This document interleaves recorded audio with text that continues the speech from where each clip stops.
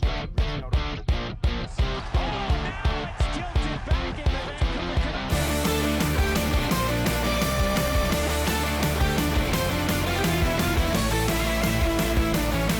Sawyer Hannay Show. All right, so welcome Alli Walker to the Sawyer Hannay Show. For those of you that might not have heard of Alli Walker, she is a country musician that is popping off big time. You may have heard her iconic The Whiskey's Gone song with the bagpipes all over the internet, on the radio. I know I've been hearing it a lot, and I'm excited every single time that I hear it. And she just dropped a new single called Hung Up, so you've got to check that out. And very excited to have you on. Welcome to the show, Alli. Heck yeah. How are you? I'm doing great. So where are you at right now? Are you in Nashville or where you at? I was in Nashville for a month. I am back in Kelowna, BC. Actually, I go to Vancouver tomorrow. I'm going to a Canucks game. And then Victoria for Christmas and back to Texas in the new year for a tour. And then I don't know. Honestly, my schedule is crazy.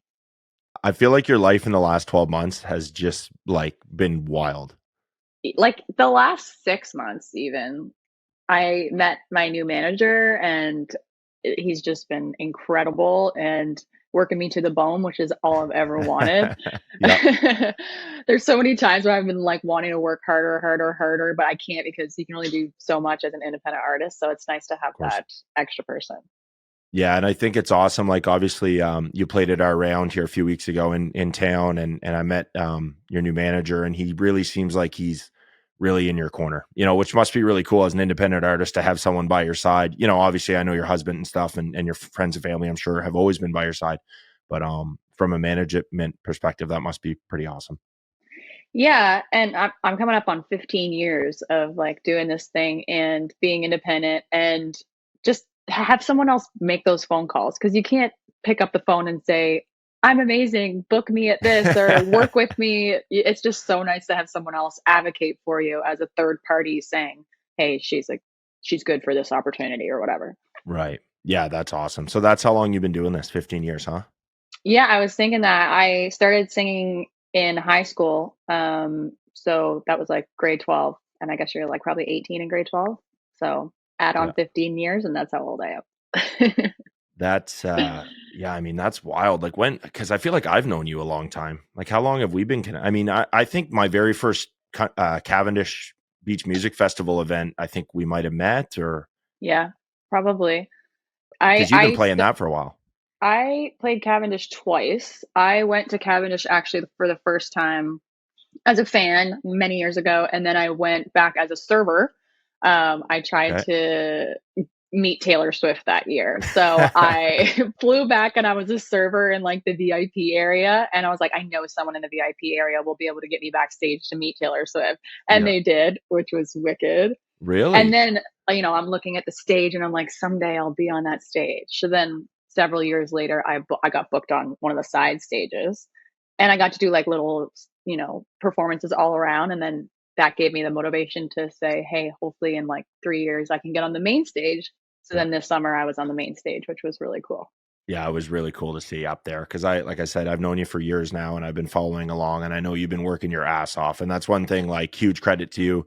I've been watching you work from a distance and cheering you on from a distance for a long time. And to see you pop off like you have in the last 6 months, and be viral on TikTok and be on radio and all these opportunities that are just flooding your way right now. It's really cool to see because a lot of people think, your people overnight success is a thing. Well, your overnight success has taken 15, 10 years, right? I know, but I'm so glad that it's happening now. Like I wanted it obviously 15 years ago, but I just would not have been ready for the opportunities that I've been doing lately, like just mentally, personality wise, talent wise. Like I unfortunately needed all of those 15 years. Right. In order even maturity wise and stuff like that. I'm sure it's a lot easier now than if that would have hit when you were, 18 years old.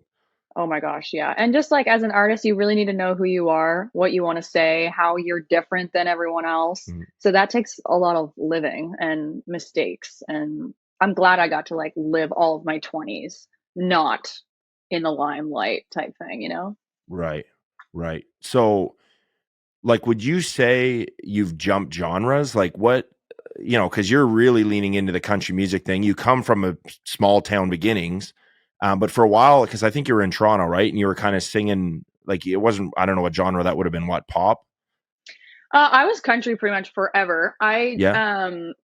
The country music industry is in Toronto for Canada. So Okay, like okay. all the labels are there. I, put out a few pop songs one time, but like deleted them basically right away. Okay, okay, Uh, okay. I but I remember was, that small glimpse in time.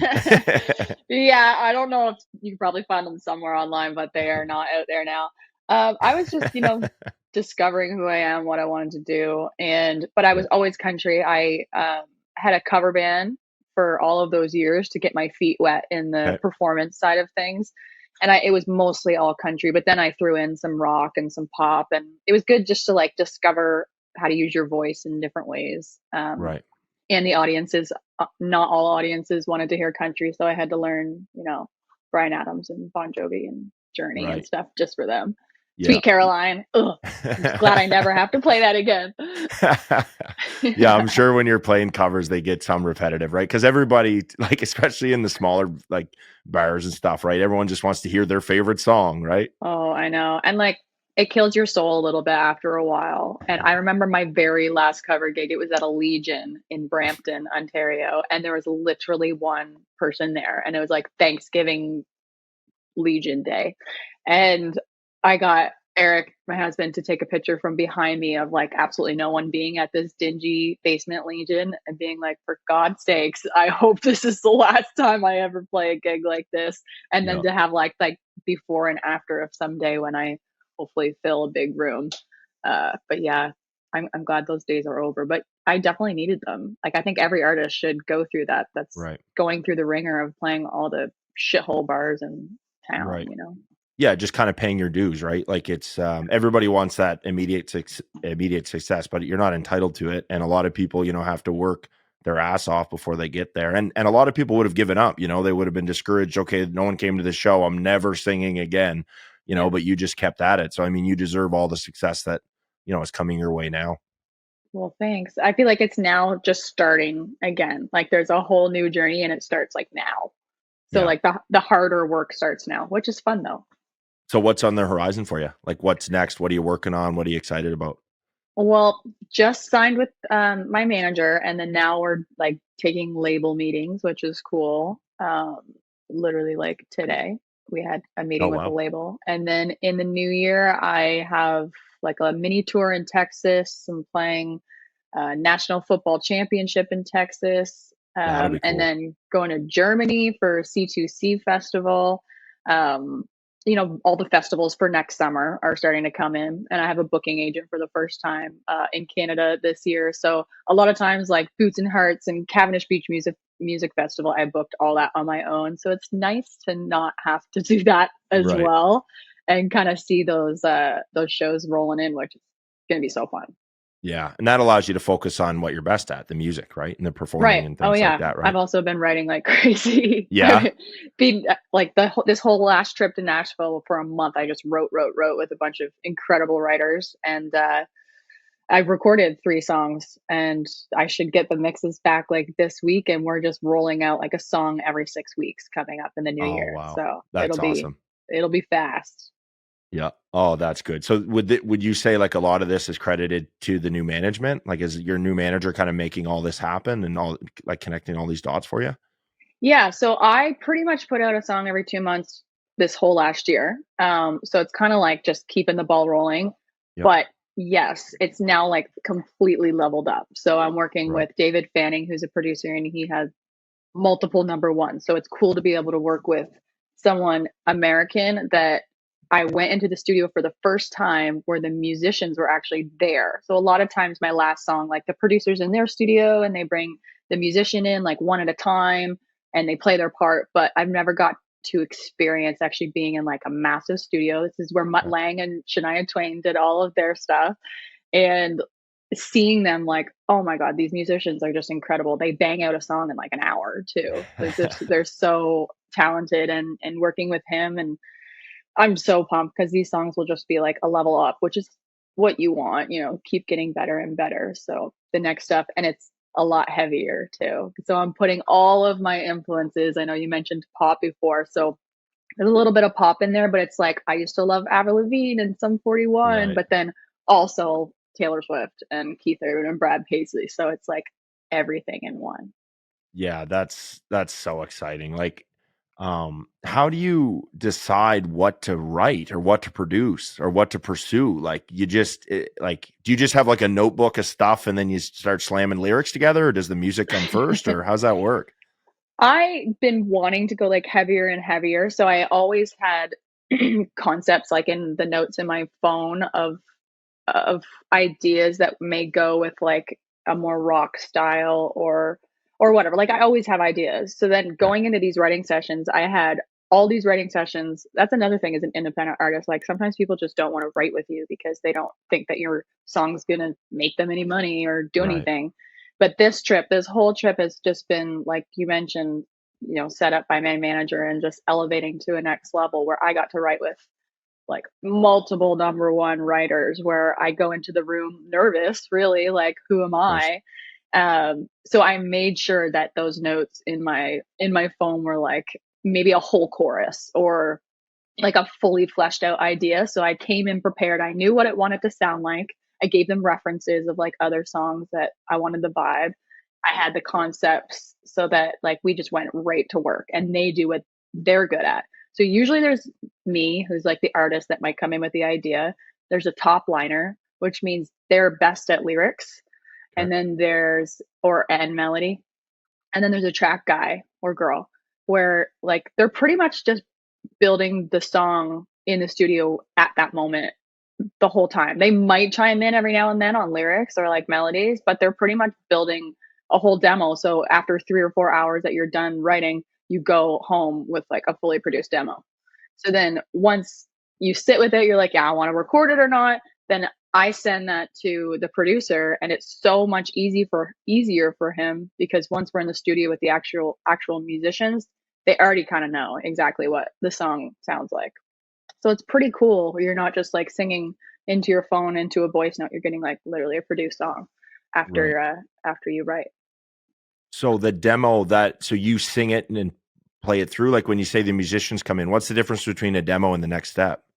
So the demo would be like fake instruments. So the track guy, he might play like guitar and stuff, but the drums are like, just done on Gotcha. a keyboard and stuff. So Okay. all that Okay. needs to be replaced. So he'll take my vocal from the writing session Yep. and send that to the producer and then everyone else just redoes everything. They'll play it in their own style. Like there might be a new melody of the guitar or like the drums obviously are real drums.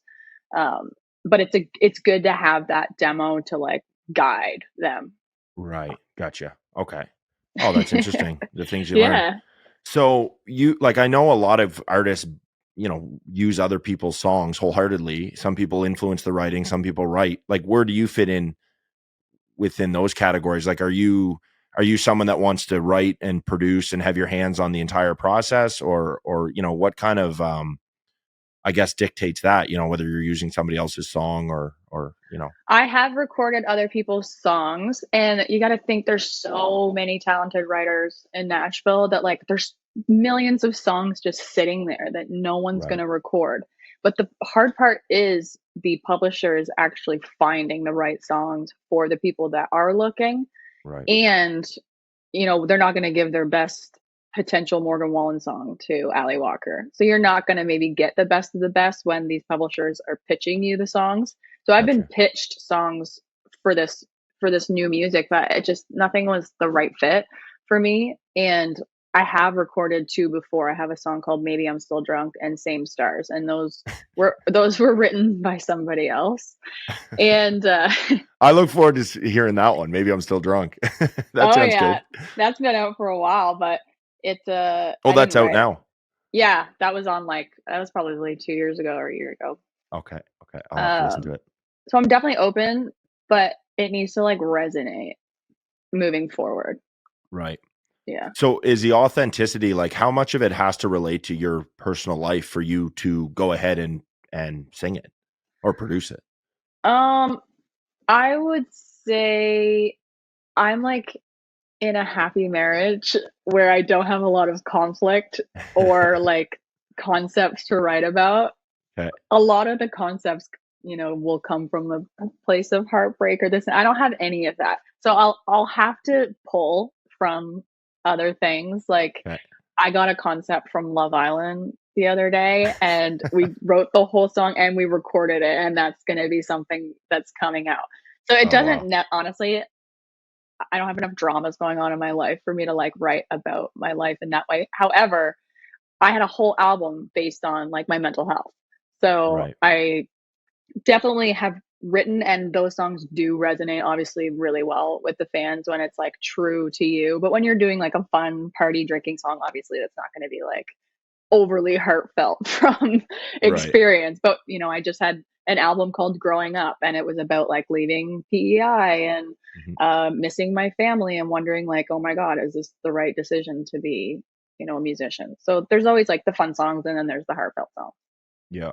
Yeah, I keep forgetting you're from PEI. Like the fact that you've moved because you've lived out west, you've lived in Ontario, you spent significant time in Nashville. Like you Yeah. literally just broke the restraints of a small town and just went for it. Yeah, I moved to Toronto when I was 19 from Summerside, PEI. And then I lived there for 12 years. And then I recently moved to BC like a year ago. And then now we're moving to Nashville in January. So it's That's great. so exciting. Change is good.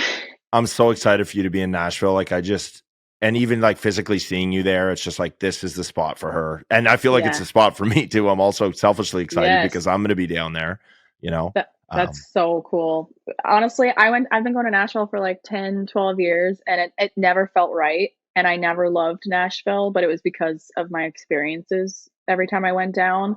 Like I was talking about like being independent, people don't really want to write with you, or Fair there's, enough.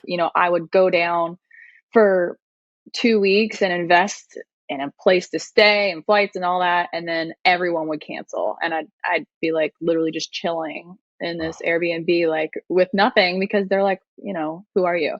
So right. now the last few years I've gone down and I've made relationships and writing way better songs. And now this last month it was like a whole new Nashville where I'm meeting with, people I've always dreamed of meeting or working with or doing gigs, or like it's like it was a whole new town to me, which I was really hoping that that's what it would be like, because Nashville kind of broke my heart before, and now I love Nashville.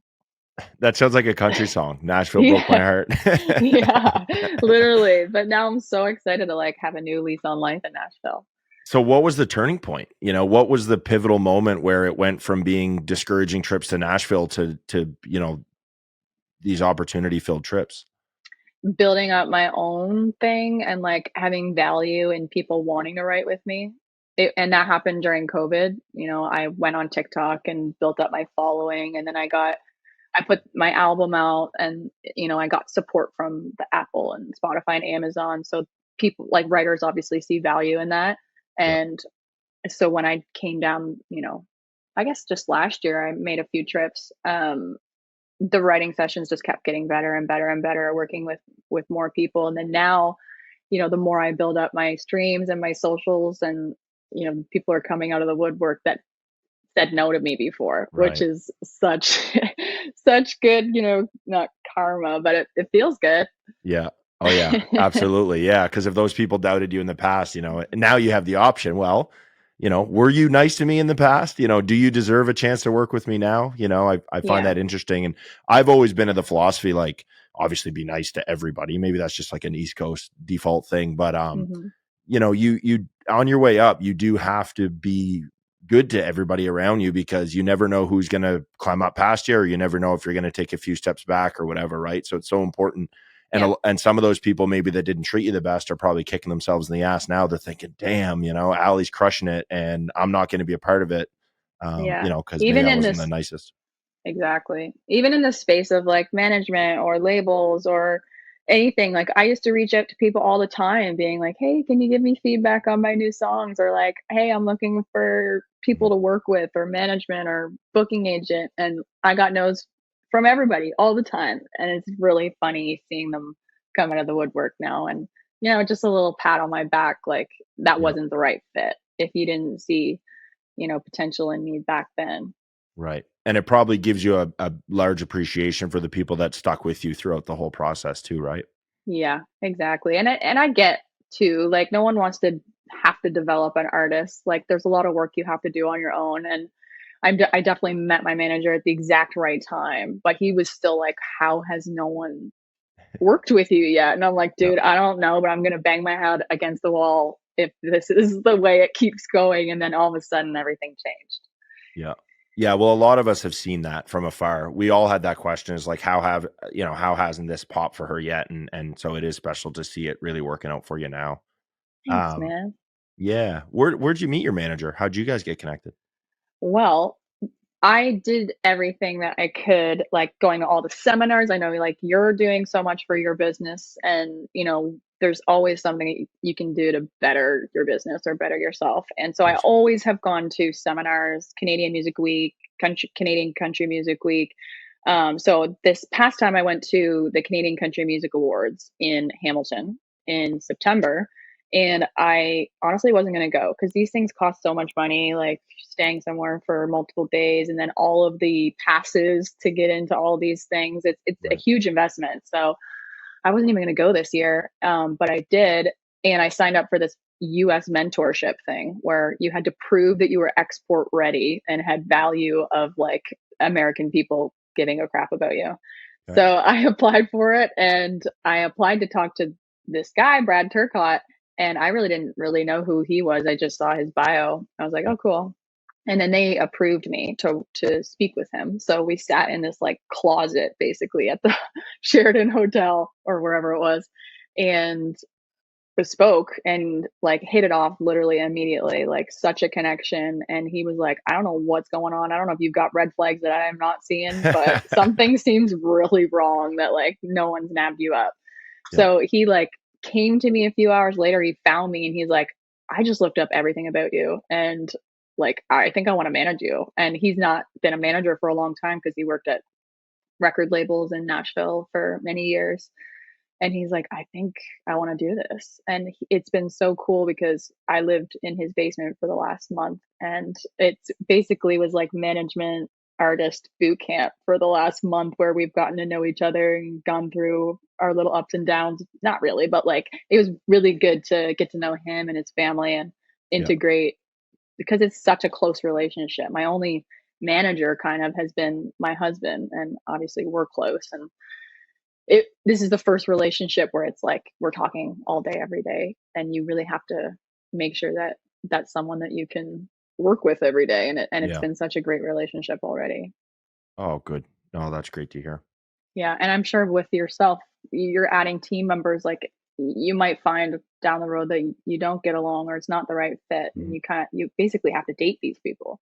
That's right. Yeah, I always say that about business partners. You're basically dating them, and the best way to find a business partner is to essentially date them slowly, get to know them in small bits over a long period of time Yeah. and more, It's easy to get excited like dating on the first date, when Yeah. someone can wow you, but in one evening, it's pretty easy to, hide your shortcomings and present yourself with the best. But over the course of a few months, people's true colors are typically revealed, months, if not, Yeah. 6 months to a year, whatever, however long it takes. But over a course of time, people reveal themselves, and not everyone is fantastic, but there are a lot of great people. And for us, that's been our key. And something I've realized is like when you find someone good, hang on to them, Yeah. because they can be hard to find. Oh, absolutely. That's awesome though. Yeah. Yeah. So who, like if you had to say you've had like big influences or like, people that have inspired you throughout this music journey, like who would you say? This is so like typical, and Taylor Swift? yeah. It is, but I loved her for her business sense. There's a reason why she's like the biggest superstar in the world. Yeah. Right from the get-go, I saw her on CMT when I was 16 years old. Probably the first time that it ever spun on CMT, her first song. And I was like, who is this girl? I Googled her, like country singer, curly blonde hair, and she had like one literally one picture on Google at this point, and I just glommed onto her. And Yeah. I was telling everyone about her. I'm like, she's going to be a big superstar. I know it. And everyone's like, no, we've never heard of her. Who cares? But there was so many things business aspect wise that I, took so many notes from, and I watched every single interview. The way she conducted herself was Mhm. incredible. I just pulled so many things, the way she talks with her fans, you can't find a lot of moments of her, being bitchy or rude to people. Right. And I think that for her to have this long of a career and not have those like moments, and she's obviously incredible at marketing. She turns every PR stunt into a full marketing Yeah. ploy. So, things like that I've definitely used as kind of like a guide. Yeah. Well, she built an army. I mean, the Swifties are an army and a force to be reckoned with. Like Nuts. it's like a cult, like a true cult following. People say they have Yeah. a cult following. Taylor Swift has a real cult following. And generations, like, I'm obviously not a crazy super fan now, Yeah. and, like, I loved her country stuff, so when she went pop, I, like, fell off a little bit, but Mhm. she has all these new little baby fans that had never even heard of her first album that I loved, 15 years ago, Yeah. and it's just she's getting new young fans every day, it's nuts, and now she's got football fans. Yeah, yeah, that's the funniest thing on the internet right now is this whole thing, and, like, I'm not a huge football fan, but obviously I have a high respect for professional athletes, and, Yeah, I know Kelsey was a well-known football player, and that's the big yeah, joke, right? I Among the know, football community, everyone knew his name, but outside of that, a lot of people didn't, and I so know, that's been funny. But you say marketing, I mean, it's genius. And the NFL is leaning into it. And, I know. like, and even Kelsey, like him and his family podcast, like, there's so much runoff of Taylor Swift. Like, it seems like wherever she goes, there's just like opportunities that roll off her onto everybody else's plate around her, right? Oh, I know, but I'm sure everything is so calculated, Yeah, she's but smart. in a good way. There's a reason. There's a reason she's up there. She's a billionaire, right? Now? Yeah, That's nuts. hard to, that's crazy. That's wild. I That's the read, goal, Sawyer. yeah. Hey, when you're a billionaire, run off some opportunity down to me. Yeah, I'll I eat the will. crumbs.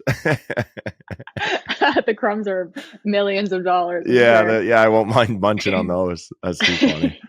Oh shit. Yeah, no, Yeah, she I read a stat somewhere that like cuz he makes I don't know, like I'm afraid to say cuz people will call me out for being wrong, but he makes yeah, millions of dollars a year and it yeah. would be like 200 and something years of his current salary before he reached like what she's worth today. Like Wow. it's just like ridiculous like the scale that she's at. I don't think cuz when we talk numbers millions, tens of millions, hundreds of millions, billion, it's hard to wrap your head around how much money that is, how much net Yeah, worth that is, right? I know.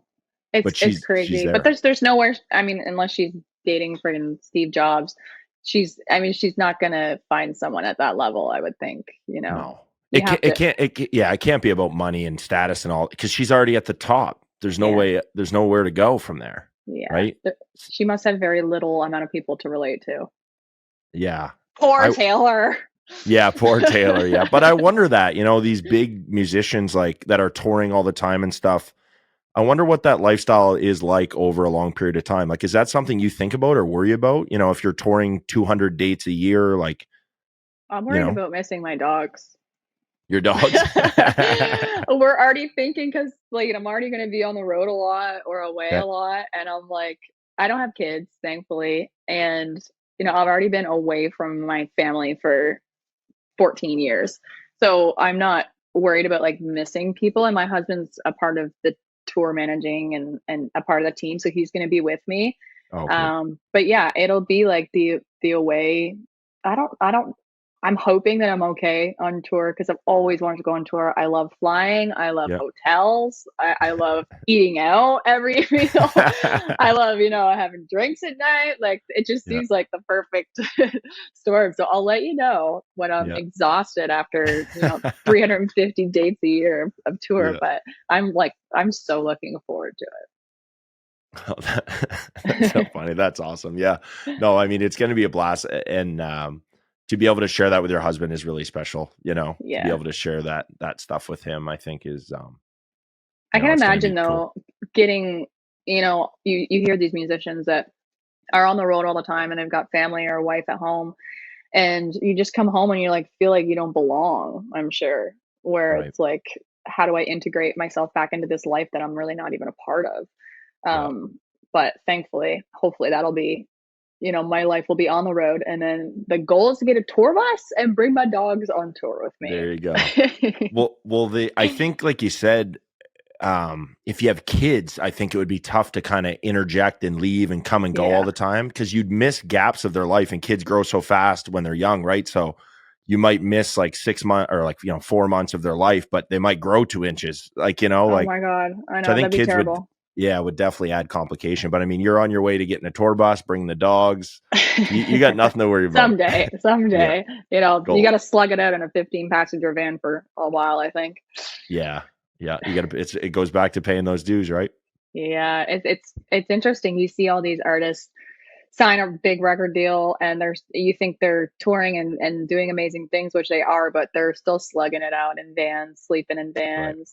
It's not a glamorous life, I don't believe, but we'll see. I'll let you know. Yeah. Well, the perception is always a little bit different than the reality, right? And Yeah, what we see on social media as fans is obviously not always yeah, deadly accurate, right? With what's yeah. truly going on. I can't wait to like hopefully share what it's really like. You Yeah. know, this is my fourth day without a shower because we have, because we're on tour and we haven't gotten to a hotel. I'm Yeah. sure it'll all be fun. That's too funny. So what have been like your biggest challenges throughout this journey? Like what have been the biggest obstacles that you've had to overcome throughout this process? Hmm. Just so many people like not believing in me, and then you have doubt in yourself, like maybe I'm actually terrible. And having someone like my husband, you need that one person that will just pick you up when you're like, wow, I'm terrible. No one likes me. I want to quit. And there was, basically once a month, I had a spiral of, Once a month, that's pretty frequent. it was pretty frequent. Like, okay, maybe once every few months where it's like, maybe it's to do with my female cycle or something, but I would, just spiral like my life sucks. I'm getting older and, it's, you go down these spirals of Yeah. thinking that what you're doing is the wrong thing. And just you have to have someone there to pick you up in those moments. And I can't imagine people who don't. And I guess that's probably why over the years, 15 years in, I've seen so many people uh like fall off Right. and do another career, which is totally fine because you can lose inspiration or not or realize this isn't your dream. Mhm. But once I hit the like 10-year mark, I'm like, well, I am too far in now to give up. So there is Right. no turning back. But even this last year before I met my manager, I'm like, shit, like I'm 33. Is this the right thing for me to be doing? Like I'm only getting older. Thank God I stuck it out because, just when you feel like maybe it's not the right time or you should quit, that's when you just have to keep going. Right. And then things are turning around, which is amazing. There's so So many really, there's so many yeah, parallels with what you're saying in business too. It's the same thing. Like right before something great can happen, like you often feel like giving up or packing it in, right? yeah, but you just have to somehow find the motivation to keep going. Yep. It's it's Because it's living tough. with the unknown would be painful too. If you would have gave up 8 months ago and this Hmm. past 6 months didn't happen, and you would have lived the rest of your life without knowing that, this was really the opportunity on the other side of that, Yeah, discouraged 2 months time period prior, right? yeah, and even like we moved to BC and it was great, and we moved here to be closer to my husband's family. But um, before I even met my manager, I told my husband, I'm like, I've always wanted to move to Nashville. We never felt like it was the right time because I didn't really want to develop in the Nashville like perspective. I wanted to come to Nashville, guns a blazing. This is what Right. I've been working on in Canada for 10 years, or 15 years. And he was like, screw it, let's do it. So we had already decided like as a family that it's time to go to Nashville. And then all because we've decided that, I think that all these things, mentally or like in the universe, we're like, okay, you're ready, we're Yep. ready, Yep. Yeah. so Sometimes you got to take that leap of faith and bet on yourself for the universe to respond and say, you know, okay, like you said, you're ready. Your time is Mm-hmm. now. You know, sometimes Mm-hmm. you got to kind of roll that dice. I found that, and I was just at a conference last month in California. It was like a mindset, high level type conference, and that's basically what it was. Like, you need to demand this of your life for it to materialize within your life. It's almost like a manifestation, right? Oh, it's all been manifestation. And I'm a big like vision board, and Mm-hmm. I have a vision board, but I also have like an Excel sheet of like 30-day goals, 2-year goals, 5-year goals. And you have to have that because there's been so many things I've achieved over the years that I just kind of cool passed on. But to actually like go back and be like, oh wow, I didn't even turn this cell from clear to green as like, yes, I got Right. this one thing that I actually Yep. really wanted for so long. And it's just so good to have those goals. And my motto this year, like my New Year's resolution of 2023, was to just like let it go, like let God or let universe like figure it out. You can't just be so desperate all the time. So there's that motivation of like wanting these goals, but then there was also like, okay, I've done my work. I can't be like, hunting down people who don't want to work with me. So this year I Right. was like, screw it. If people want to work with me, they will, and I'm going to keep doing my job and work hard. And it's exactly what happened this year is what I wanted. Yeah. Yeah. Sometimes you do got to let go. That's something I struggle with, is kind of letting go and just letting nature take its course. It can Yes. be, it can be tough, but that being desperate, I've been there, and I'm used to, again, another parallel. I'm used to the world of rejection too. It's similar Mm-hmm. to, like you mentioned, people don't want to work with you. Well, there's lots of people that don't want to do business with me. There's lots of clothing stores I've approached that said no. More say no than say yes, actually, Mm-hmm. and sometimes that I find that desperate energy can be felt. And if you arrive desperate and not even with what you're saying, but just the energy you're giving, people typically want to avoid that. Why is Yeah. this person desperate? That's kind of an internal red flag. Like, why is this person so hungry and for this, or kind of like almost giving off like begging vibes, like, Yeah. and and when you're laid back and casual and you have conviction within yourself, it actually attracts people. People want to work with you when you're just sure of yourself, you're confident, you're comfortable and It's things so like that. true.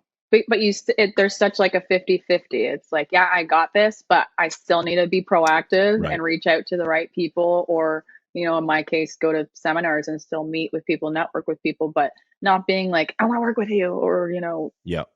it's just such a fine line of like still looking cool and calm, Yeah, but it having is. your shit together, but also Right. wanting to work with people. Right. Right. Yeah. Yeah. Yeah. You definitely can't be so laid back that you're like lazy, but Yeah. you have to go after it. But the goal thing, that's something new to me in the last couple years, and I couldn't agree more. Like, just having those goals and also checking those boxes of, like you said, turning that cell green on your spreadsheet is a tiny little reward that said, like, I did this. But then when you look back on that spreadsheet in a month's time, you're like, I did a lot of shit.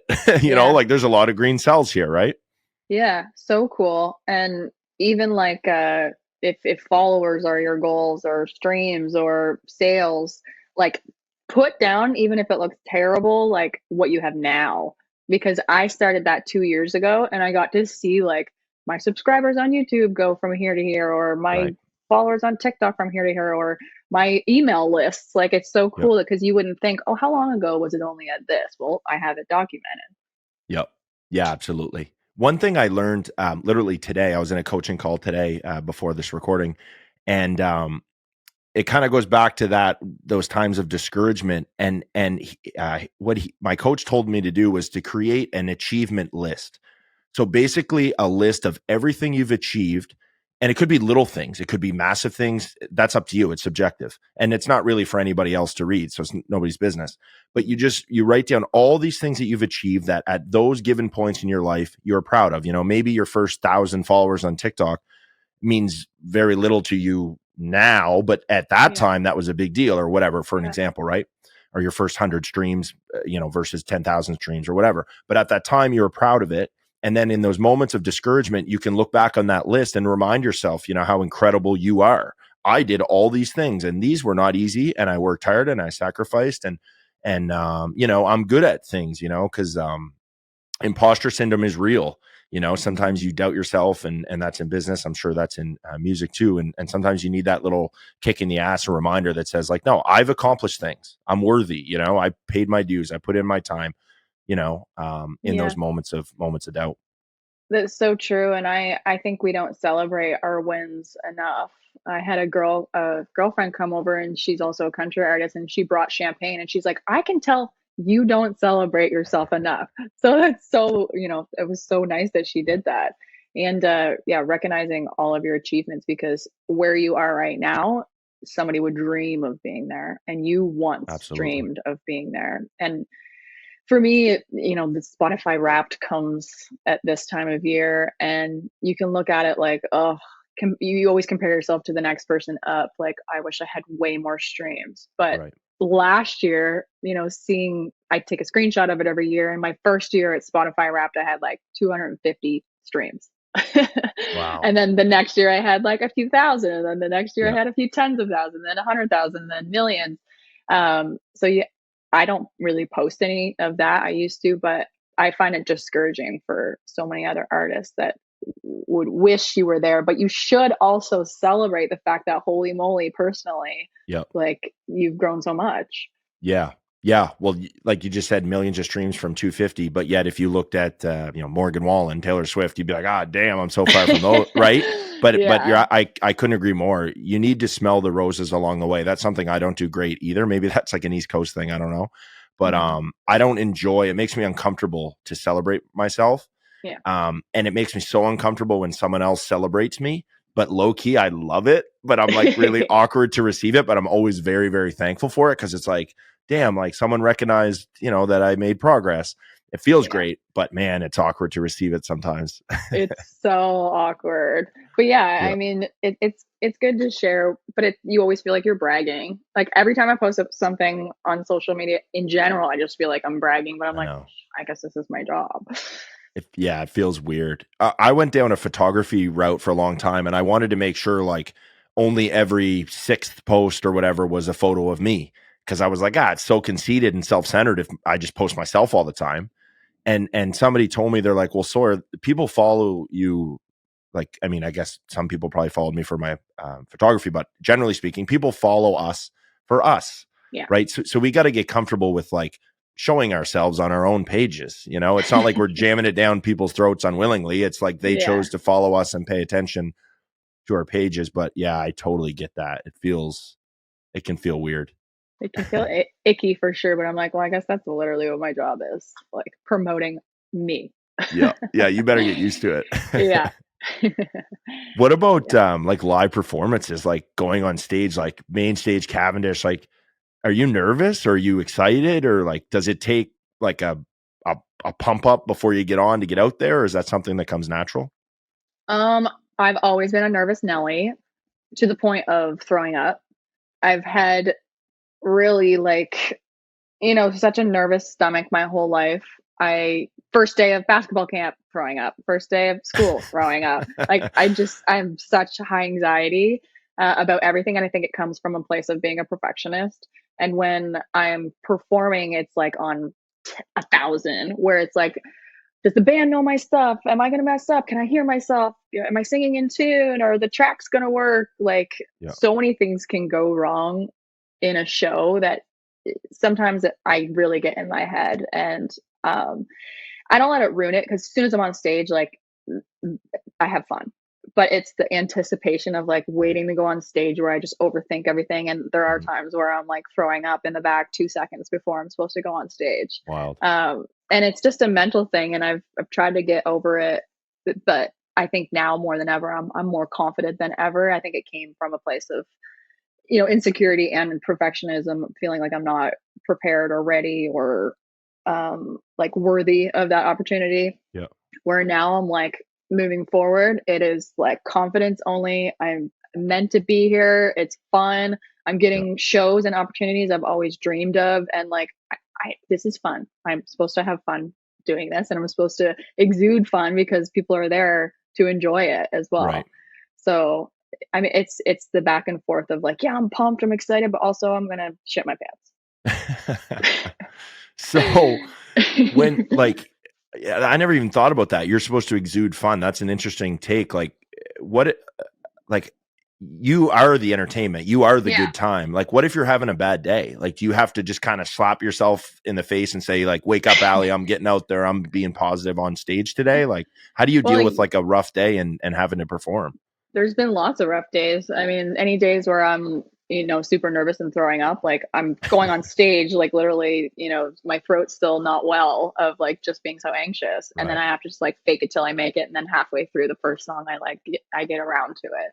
Right. Um, but yeah, I mean, you're the performer. People are there to like watch you entertain them. So that is your job. But yeah, it can be really difficult sometimes. There's times where the sound isn't working properly. I just did a gig and I went on stage and I'm supposed to have this big entrance where there's tracks and then the band comes on and then I come on and then none of that worked.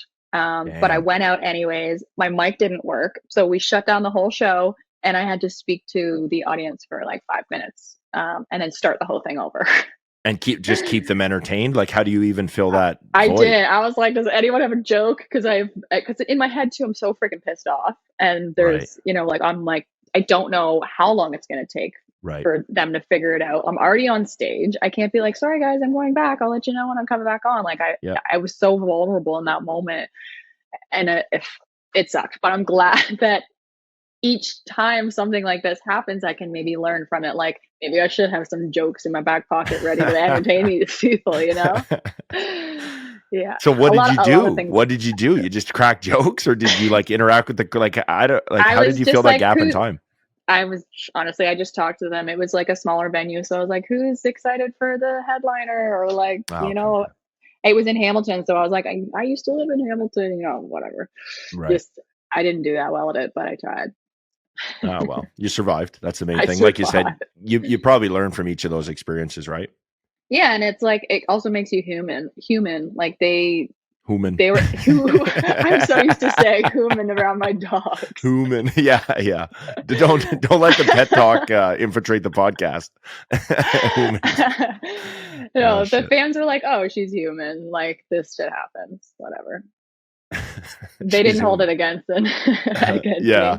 me. Yeah, no, She's I mean, human. people are. I mean, if they're there, they're typically your fans, right? So they're going to be like supportive and Yeah. things like that. Have you ever played a show where things went like horribly wrong and you had to like leave or anything? No, I No. mean, there's lots of times where people like aren't listening, or like mostly in my cover days, like no one really gives a shit. Like you're there as the cover band, and Yeah. they might be like eating food, or like it's Right. just a really loud bar and they don't care. But all of my gigs for music, like my own music in the last few years, have been just so nice to be able to play your own music, and especially for a listening crowd. Like I just did a few dates opening for Kid G in Ontario, who's an American artist, and his audience is mostly younger. So I was like, oh, they're not gonna know my music because my music's like country, and Yeah. he's a little bit more like rap country. I mean, what the young kids like these days. So I'm like, oh, I'm gonna be like old compared to this Yeah. crowd, and they're not gonna get it. But they were so awesome. They were such a listening crowd, which is what you want. And then they go and they follow you. They're buying your merch. So it was so cool to actually like convert, young artists or young fans that I just assumed weren't gonna like me. Right. And now that you're able to, I feel like that playing covers to playing your own stuff is such a big moment for an artist because now you're able to build your own fan base based on your music, right? Not Hmm. just your voice because you sing an old school classic well, but obviously all your skills, but then also your writing and it's your own music. Like that And must you be have just a to big pivotal moment, right?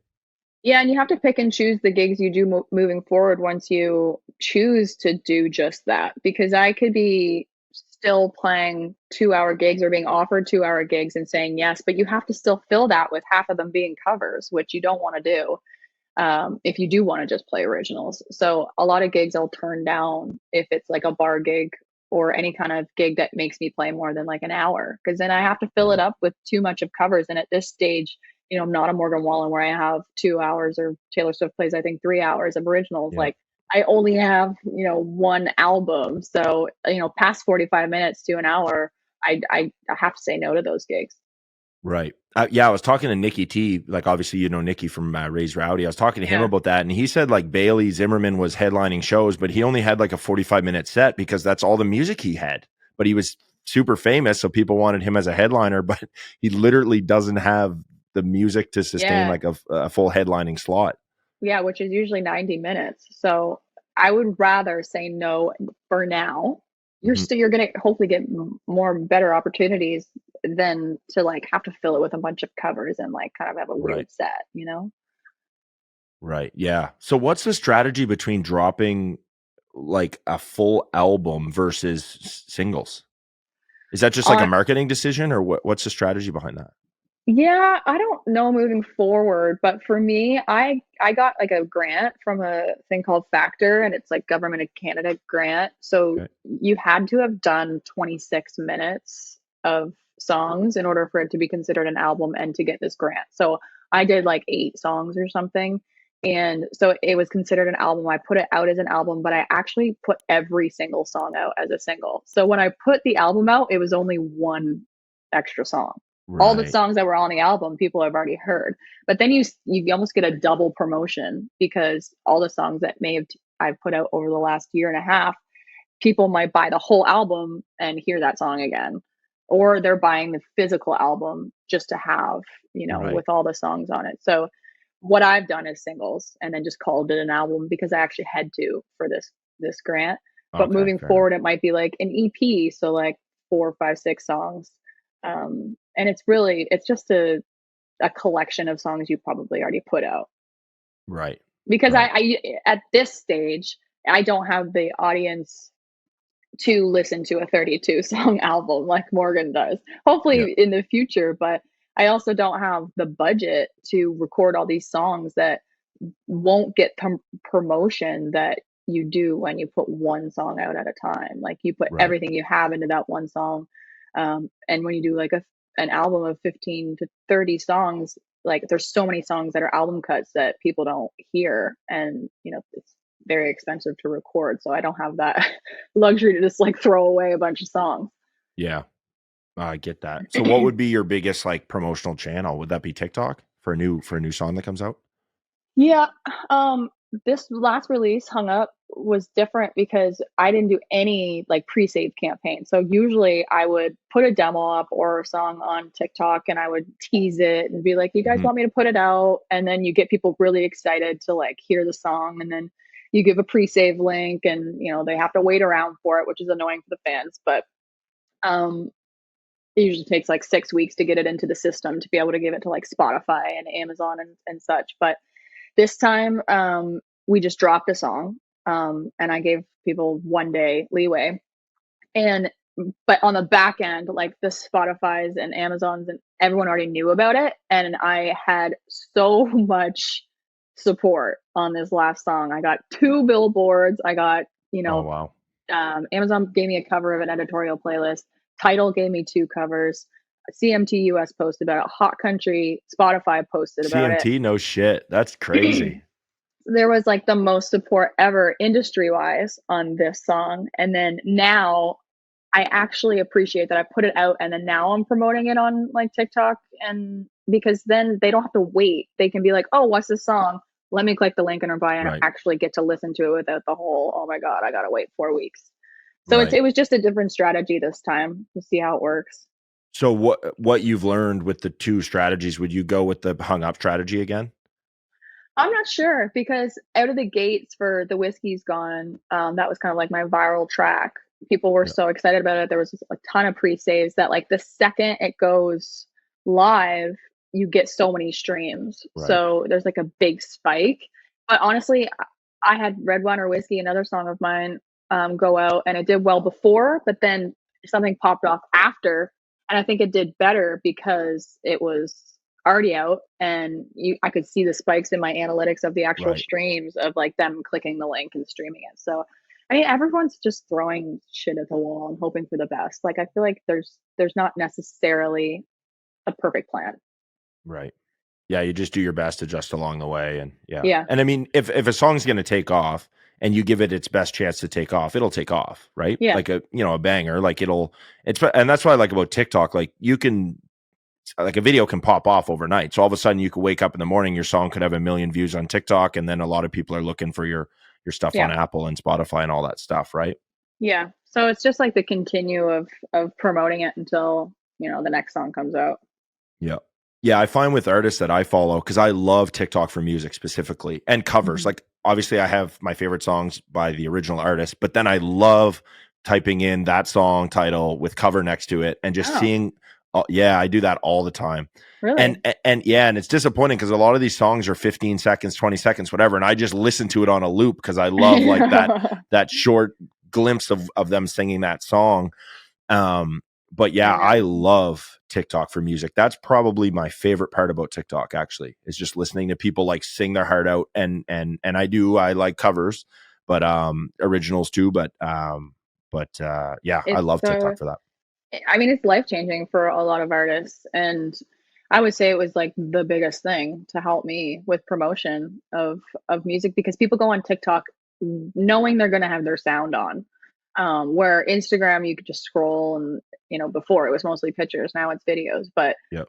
a lot of times I found TikTok was a listening audience and a music audience that will actually follow, comment, share, Right. do all the things that you hope them to do. Where Instagram, kind of gave up for a while. We're like, oh, this platform kind of sucks for music, but it's doing so much better. All of a sudden, my reels, like every reel, has been doing really, really well, Yep. and my following has been shooting up based on music. So they're catching up, in my Yeah. opinion. And that's the thing. Like, TikTok came first, set the template, and Instagram followed by adding reels. And Instagram, the algorithm supports reels heavily, Yeah, versus when it was just a static video post, it wasn't the same as it is with reels now. So yeah, I feel like TikTok really influenced the oh changes yeah, on Instagram. And I know, like, I used to try to growth hack on Instagram because I thought more followers meant more business, meant more success. That was hmm my programming. And I talked to a lot of early Instagrammers. I actually had Scott Backen on this podcast, which he was a very early adopter to Instagram. And it seemed like um, everyone that was on the platform early gained a lot of the following. And yeah, then by the time I got on Instagram, and maybe yourself as well, it was pretty saturated. So growth hmm opportunity wasn't really there. Then TikTok was born. It was like early days of Instagram. There's a lot of yeah, growth opportunity. And then obviously Reels is trying to like compete with TikTok. So they're really pushing their Reels, which I just think is fantastic for the independent artists like yourself that were grinding the whole time, but the algorithm wasn't really yeah. on Instagram wasn't really in your favor, right? Yeah, I think I was at 18,000 followers for like 5 years. I was like, it's impossible to get a single follower on Instagram. Yep. And then all of a sudden, because I'm investing my time in Reels, like it shot up, 10 times. Yep. Yeah. And you can see it. You can see it says like whatever followed based on your reel. Oh, really? Yeah. Wow. I didn't even know that. That's Yeah. cool. Yeah. And then like when you get a bunch, because the reel does really well, it'll be like this plus, 500 people follow because of this reel. Right. Yeah. So do you post your TikToks on your reel or Mhm. do you reformat it? Sometimes I reformat it, but I've actually found it doesn't make a difference. Like for some reason, I don't have the dang download part of TikTok, so I have to copy the link and I put it in Snaptic and download it, and then I put Yep. it on Instagram. If people say, "Oh, you can tell that it's been on Snaptic and the whatever," like Instagram Whatever. can tell, but I've actually not found that at all. Right. So Yeah. Yeah, the feature, like, I like TikTok as an editing tool, but I just lost the feature to save it before I post it. So me now too. I'd have to post it, rip it, and then Yeah. and I'm doing a partnership for Paramount Plus this week, and I wanted to edit it on TikTok, but I can't post it until the partnership's ready to have it posted. It's got to be approved. Yeah. And I'm like, damn it, now I have to re-edit in a different app, which, I mean, whatever, it's not a big deal, Can but you can you post it as private and then copy the link and rip it, possibly. I never or even just thought make about that. another account? Like I have an account for my dogs and no one follows it. And so if I need to do Of that, course I'll you just do. post it on my dog's account and then I'll rip it and then delete it. Ah, I never even thought about that. Yeah, maybe I'll do that. If you really want to do it in TikTok. Yeah. No, that's good advice. I don't like video editing. So I got comfortable with the TikTok editing buttons and I was just Yeah. like, this is what I'll use for everything. Yeah. But yeah, I CapCut's kind of good though. CapCut's my secondary. When I have to, I use CapCut. So for this project, I use CapCut. Right. Yeah, Yeah. for the editing. But it's so funny. We're such social media nerds. I know. I use Final Cut Pro because I find like, the beauty filter or whatever's fine on TikTok, but I prefer like to use the back of my camera and have like a really crisp cinematic thing. So I'll just put it into Final Cut Pro, which is Right. like a professional editing software, and then put it on TikTok. Right. That's a lot of work. Yeah, it is. Yeah. But you're a perfectionist. You want your hands on that. Because I think you said I think you mentioned to me in Nashville that you used to like really influence or literally edit your videos all the way up Yeah, I through, do. right? Yeah, Oh, I do. you still do that? Yeah, I mean, my last music video for The Whiskey's Gone, I didn't edit it because he edited it, but Okay. even visualizer video I just did, I edited. Like, I mean, it's so easy to me now because I've just edited so many things, and I really enjoy it. Like, if I Yeah. wasn't an artist, I'd be a videographer or an editor, or Okay. I love like coloring video. Like, it's the whole process of videos. I love it. Yeah. Okay, cool. See, that's a nightmare to me. It's too much work. It's so much work, and it's Yeah. tedious work. It's Yeah. like attention demanding work. Like you have to be laser focused. Yes. But like now that I've done it, it's so hard to hand it over to somebody else. Yeah. Even like graphic design, I've been working with certain graphic designers lately, like for a new logo or for a Yep. cover photo of something, and I'm never happy. So I always just redo it myself. Well, your the black and brown Whiskey's Gone with the skeleton logo. Oh, that one I didn't do. That one was amazing. Okay, that one's nice. That's really Yes. cool. I He love that. did an unreal job at that, and he did my merch and everything for that song. Like, Yeah. obviously something like that was like hand drawn. Like, I yeah. can't do that. So yeah, incredible working with people for specific things like that. 100%. Yeah. Yeah, no, that was cool. Cool. Yeah. So what's next for you? I got just because I don't want to take up too much of your time. I want to know kind of what's next. What can I expect? I plan on being in Nashville in maybe April. Like, are you Nice. going to be in town full time then, or what are you kind of working on? What's got you excited? What's up? I'm hoping to. I have a song coming. I just had a song come out, and then I have a song coming out, a feature with another Canadian artist in January, and then I'm hoping to have my first big like US release in February, which would be awesome.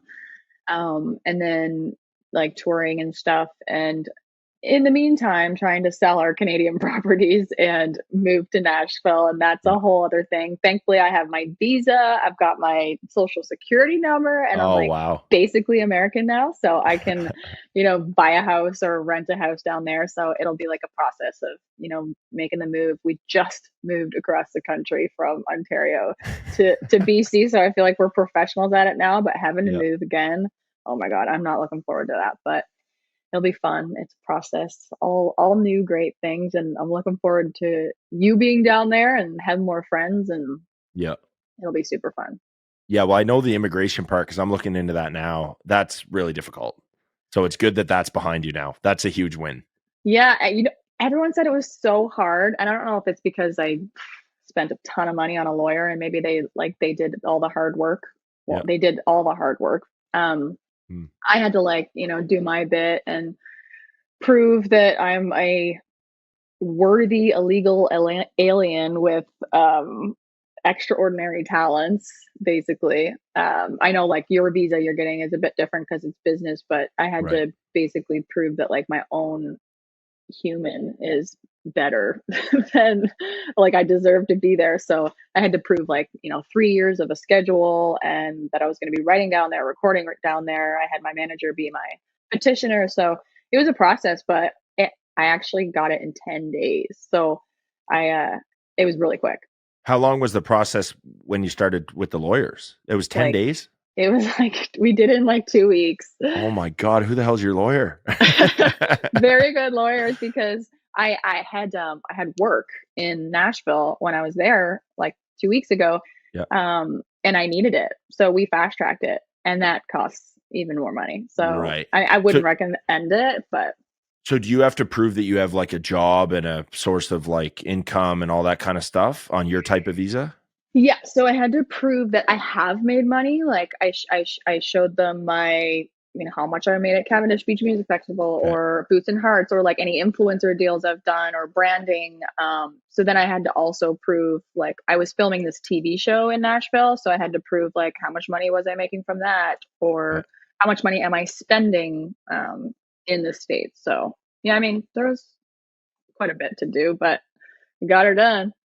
Yeah, that's wild. Like the guy I talked to on Friday, I had a call with someone that's kind of been through it, and he was advising. And as a business owner, we have to prove that we're contributing to the economy. So you have to invest X amount of dollars. It's different per industry, but also there's a component for it's called an E2 visa for you have to provide jobs, and so many jobs over the course of so many years, or at least this is what he's Wow. telling me. Yeah. So it's like, I would have to have a plan similar to yourself. You said you had to have like a multi-year plan that also supports the economy, is contributing, not taking. So basically, like, it's like, here's my plan on how I'll pay you taxes, but also here's my plan on how I will employ people. And, in the business world, you never know. I don't want to just say, oh yeah, I'll employ 10 people and then I'm responsible for, 10 lives. And, Yeah. so it's like salaries. And yeah. So then it's like, okay, there's a lot of unknown, and I don't know how much of the plan has to go to plan, but I believe what I'm told, that they'll check in on you and make sure you're doing kind of what you're supposed to be doing. Or if you're not, you have a really good reason as to why you're not. Oh, wow. So it's a little intimidating, I would say. I feel a little intimidated by it, but there are shorter term visas, like travel type visas up to 6 months, which is kind of more so what I'm looking at now, and just trying to get in on like a B1, I think it's called. And I can go in for like 5.5 to 6 months, maybe try it that way. But, even just to try it out to make sure you like it. And I'm sure, like, mine was a change of status because I was already there. And I got it in 10 days. So even if you're down there and you're like, oh, I want to do this, then there's probably a way to do it. Right. And the guy advising me mentioned that. He mentioned that a change of status is kind of easier than just like a cold application. So the fact you're already down there making a go of things, trying, you would have been on like one of the like travel visas probably temporarily while you were there, and then you upgraded to the visa that you now just got. So I think that was might be like easier. a visitor or whatever. And then on mine, I can add people. So like if I really wanted my Canadian band to be my US band, then I would add each of them on there as but so I added my husband on as a O2, and he can now be my tour manager legally for 3 years. Okay, cool. And 3 years is out the door. Hopefully not. No, then no, I think you can try to upgrade it to like a green card and stuff, and then status, all this stuff. I don't know. It's a lot. Cool. I'm just glad I can work legally. Yeah, no, absolutely. Where can everybody find you? What are your handles, and where you at? Where can people find you? Alli Walker, ALLI, no Y, no E. Alli Walker Music. I actually, this is so funny. This is such a business thing, but like the websites, Country Liberty, alliwalker.com, and mine used to be alliwalker.ca, and now it's alliwalker.com, and I'm still finding like that it says CA everywhere.